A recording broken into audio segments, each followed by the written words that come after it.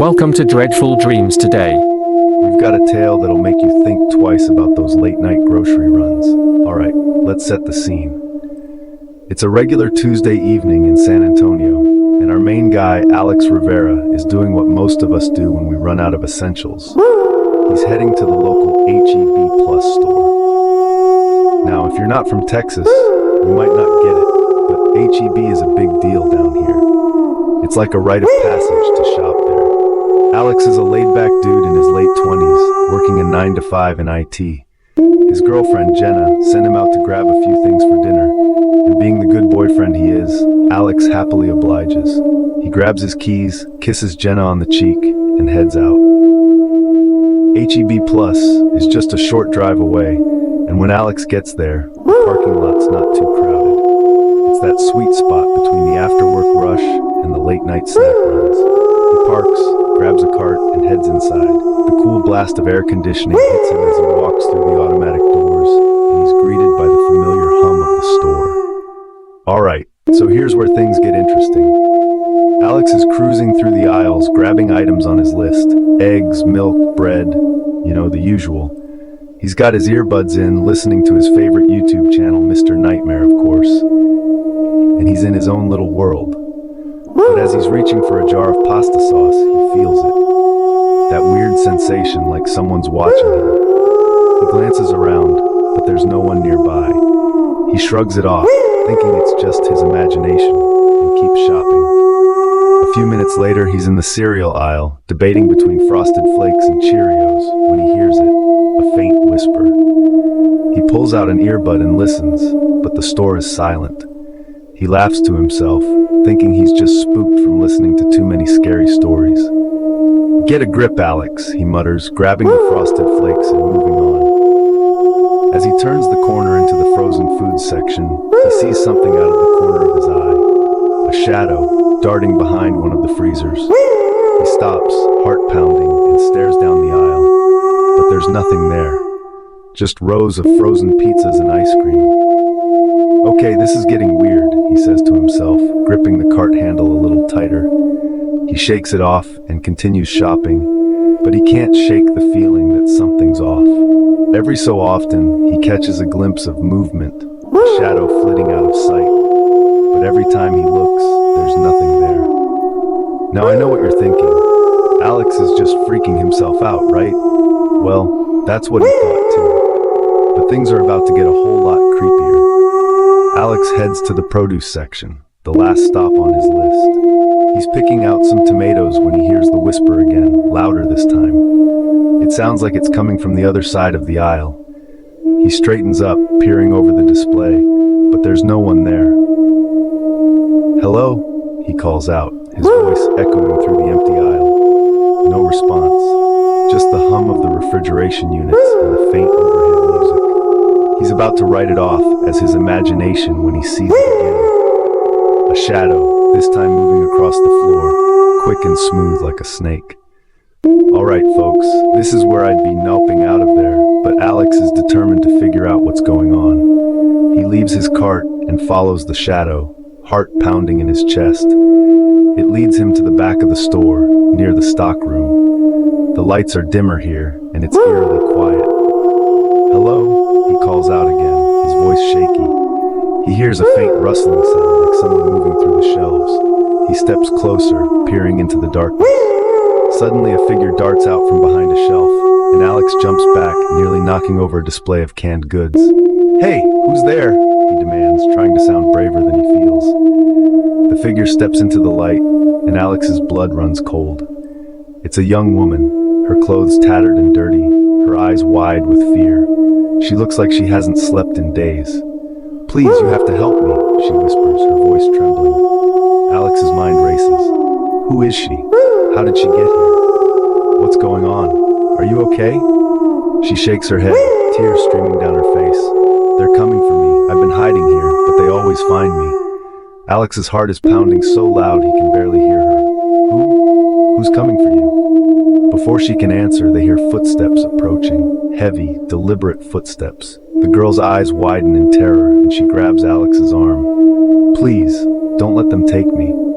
Without thinking, Alex Alex pulls her behind a shelf, both of them crouching down, trying to stay out of sight.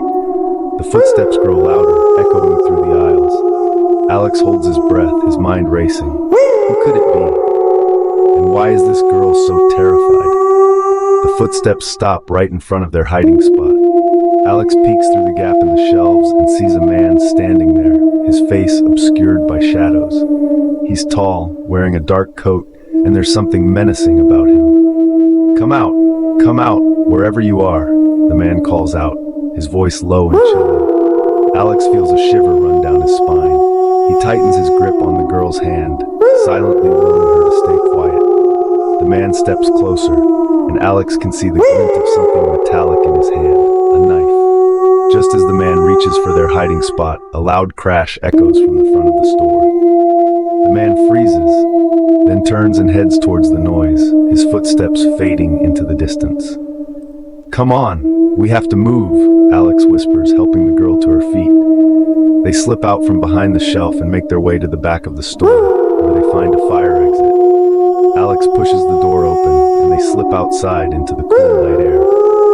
They run across the parking lot to Alex's car, and he fumbles with the keys, his hands shaking. "Get in," he says, opening the passenger door for the girl. Once they're both inside, Alex locks the doors and starts the car. He peels out of the parking lot, glancing in the rearview mirror to make sure they're not being followed. "Okay, we're safe now," he says, trying to catch his breath. "What the hell is going on? Who was that guy?" The girl takes a deep breath, wiping away her tears. "I don't know who he is. He's been following me for days. I've been hiding in different places, but he always finds me." Alex's mind is racing. "We need to call the police." "No," the girl says, panic in her voice. "He has people everywhere. I don't know who to trust." Alex hesitates, but he can see the fear in her eyes. "All right, we'll figure something out. What's your name?" "Emily," she replies, her voice barely above a whisper. "Okay, Emily, I'm Alex. We'll get through this, I promise." They drive for a while, trying to come up with a plan. Finally, Alex decides to take her to a motel on the outskirts of town. It's far enough away that they should be safe, at least for the night. They check in under fake names, and Alex pays in cash.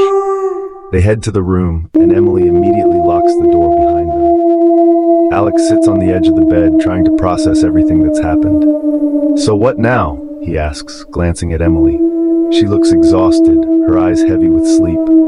"I don't know. I just need to rest. Can you keep watch?" "Yeah, of course," Alex says, feeling a surge of protectiveness. "Get some sleep. I'll keep an eye out." Emily curls up on the bed, and within minutes she's fast asleep. Alex sits by the window, keeping watch as promised. Hours pass, and the sky begins to lighten with the approaching dawn. He's tired, but he doesn't let himself drift off. He has to stay alert.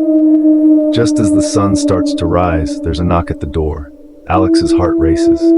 He moves to the door and peers through the peephole. It's the motel manager. "Can I help you?" Alex asks through the door. "Sir, I'm sorry to bother you, but there's a man here looking for a young woman. Says she's in danger," the manager says, looking concerned. Alex's blood runs cold. "Tell him there's no one here by that description. We don't want any trouble."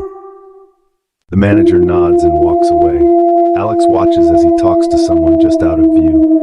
The manager shakes his head, and the person leaves.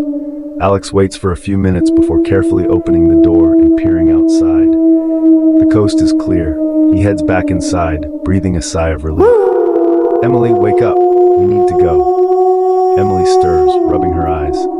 "What's wrong?" "He found us. We need to get out of here," Alex says, helping her gather her things. They leave the motel and drive away, putting as much distance as possible between them and the man chasing her. They decide to head to a different city, hoping to lose him for good. As they drive, Emily finally opens up about what's been happening. "I don't know why he's after me. I've never seen him before a week ago, but he's relentless. I've been on the run ever since." Alex listens, his mind racing with possibilities. "We'll figure this out. We just need to stay one step ahead." They arrive in a new city and find a quiet cafe to regroup. As they sit and drink their coffee, Alex notices something strange. Emily's demeanor has completely changed. She's no longer the scared, vulnerable girl he met in the store. She looks confident, almost predatory. "Thank you for everything, Alex," she says, her voice smooth and calm. "You've been a great help." Alex's stomach churns. "What's going on, Emily?" She smiles, but it's not a warm smile. It's cold and calculating. "You see, I needed a way to disappear, and you were the perfect cover. That man wasn't chasing me. He was trying to stop me." Alex's heart races. "Stop you from what?" "From completing my mission," she says, leaning in close. "And now you're part of it." Before he can react, she slips something into his coffee. Alex feels his vision blur, his body growing heavy. He tries to stand, but his legs give out. "Sleep tight, Alex," Emily whispers as everything goes dark. When Alex wakes up, he's alone in a dingy room, tied to a chair. His head throbs and he struggles to remember what happened.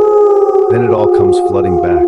Emily, the man, the chase. The door creaks open and the man from the store steps inside. "I'm sorry, Alex. You got caught in the middle of something much bigger than you realized." "What is this? Who are you?" Alex demands, his voice hoarse. "I'm part of a group that's been tracking Emily for years. She's not who you think she is. She's dangerous." Alex's mind races. "What do you want with me?" "You're bait," the man says, his eyes cold. "She'll come for you, and when she does, we'll be ready." So folks, next time you're at the grocery store and something feels off, trust your gut. You never know what kind of trouble you might be walking into. If you've got a story of your own, something that sends chills down your spine, drop us a comment. Until next time, stay safe, stay curious, and keep your eyes open. You never know what might be lurking just out of sight.